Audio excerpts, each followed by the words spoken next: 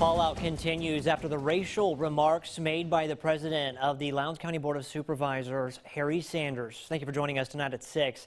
District 2 Supervisor Trip Harston says Sanders said he will not resign. As for the board, Harston says their hands are tied. Supervisors can vote to remove Sanders as the president, but cannot vote to remove him from the board. Sanders would have to resign or be recalled by the people in his district. Harston today is calling for a special called meeting to vote to remove Sanders as the board president and to move the statute, but not all board members are on board with a special called meeting. What purpose does it serve? So you've got a bigot from the head of the table to the side of the table, but he's still in the room, and it doesn't serve any purpose. Now's the time. People are looking at us from all over the United States.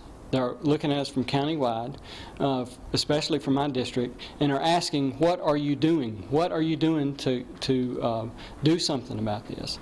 So we need to meet. And says he changed his mind on moving the statue after talking with people in his district. Now he says that he understands why Supervisors Leroy Brooks and Jeff Smith don't want to meet. Supervisor John Holloman agreed to call for a special called meeting. Well, state leaders are now responding to District 1 Supervisor Harry Sanders' comments. Governor Tate Reeves says despite disagreeing with Sanders' comment, he won't call for him to resign. He does not speak for me. He does not speak for the Republican Party. I thought his comments were wrong. I thought they were dead wrong. And so he definitely doesn't speak to me. I'm not going to get into who ought to resign and who ought to stay. That's between him and his constituents. In his press conference, Reeves says he does not believe taking down Confederate monuments will change anything. Instead, Reeves says he would prefer to look towards a future where all Mississippians could work together. He may lose his job as president, but Harry Sanders has said that he will not resign from the County Board of Supervisors. Now, according to state law, voters do have the option of a recall vote if they lose confidence in an elected official.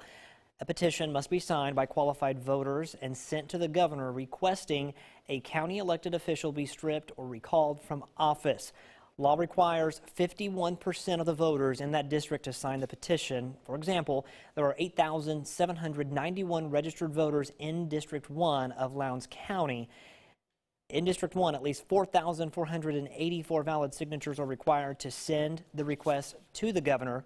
State law is also specific when it comes to the length of the statement, no more than 200 words, and it must include grounds for removal. If a petition receives the needed signatures, it would then go before the governor for consideration.